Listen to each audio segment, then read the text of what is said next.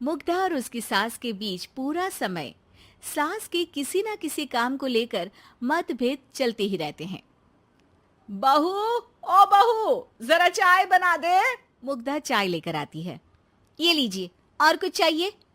अरे नहीं, बस चाय पीने का मन था। जाओ, तुम दूसरा काम करो। पीने के थोड़ी देर बाद सास दोबारा मुग्धा को आवाज लगाती है। अरे बहू रे, ओ बहू, जरा हलवा तो बना दे, मीठा खाने को मन हो रहा है। इसी तरह मुग्धा की सास पूरा समय कोई ना कोई काम बताकर उसे रसोई से बाहर तक निकलने नहीं देती।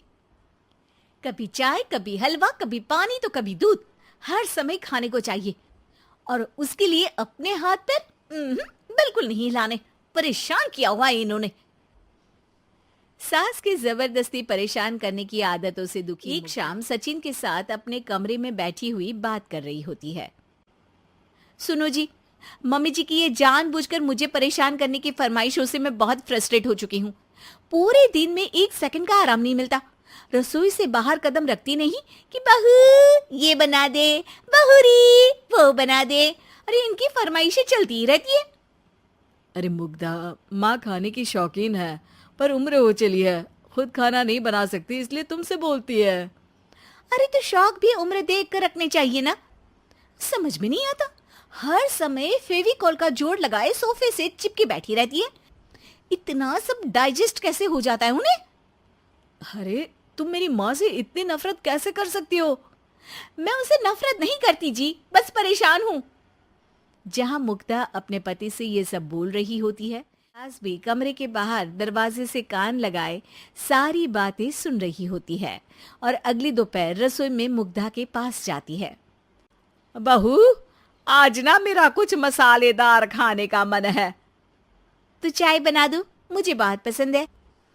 अरे ना, ऐसा कर लिट्टी चोखा बना ले। और हाँ, जितना मसाला बातों में मिलाकर पति को सुनाती हो ना, सब्जी में भी वैसे ही डाला करो, खाना स्वादिष्ट बनेगा। सास की बात सुनकर मुग्धा हैरान रह जाती है। मतलब अब पूरा समय मुझ पर हुक्म चलाने के साथ बंद कमरे में हुई पति पत्नी की बीच की बातें भी सुनती है? अरे बात जब मेरी थी तो सुनने में क्या दिक्कत है? ये कहकर सास वहां से चली जाती है। अरे अब तो हद पार हो गई।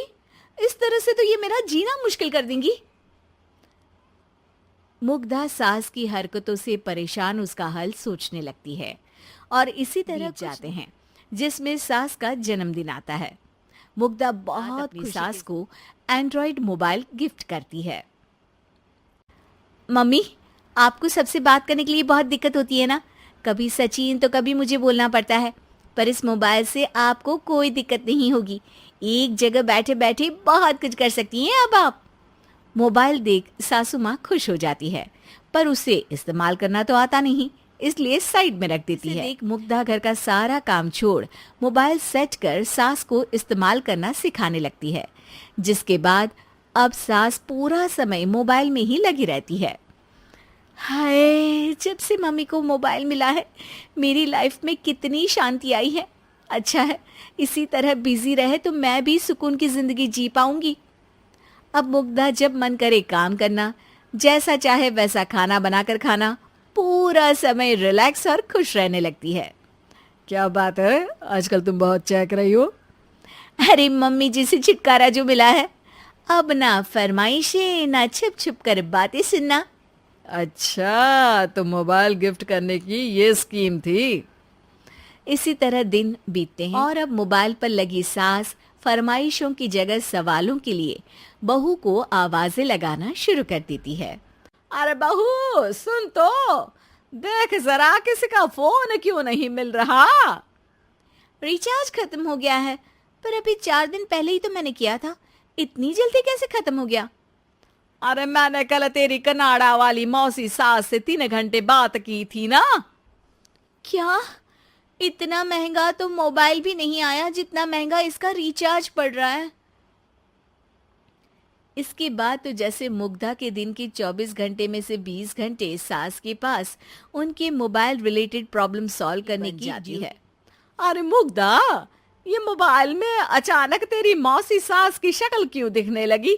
और ये तो हिल भी रही है।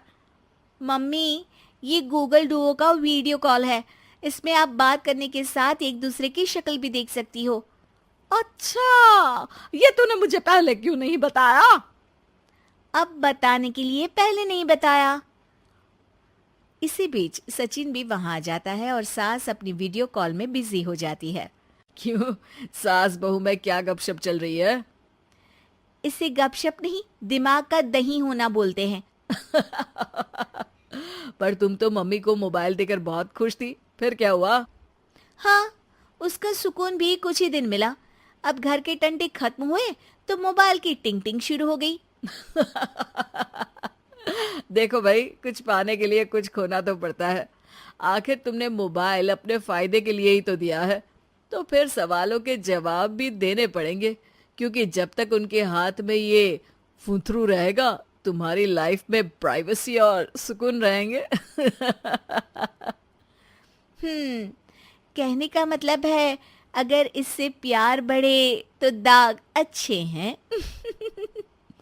अरे मुझे पहले दिन से ही पता है मोबाइल किस मकसद से दिया गया है। भूलो मत, इससे पहले मैं बातें ही सुनती थी। सास की ये बात सुनकर मुग्धा शॉक में और सचिन हंसता रह जाता।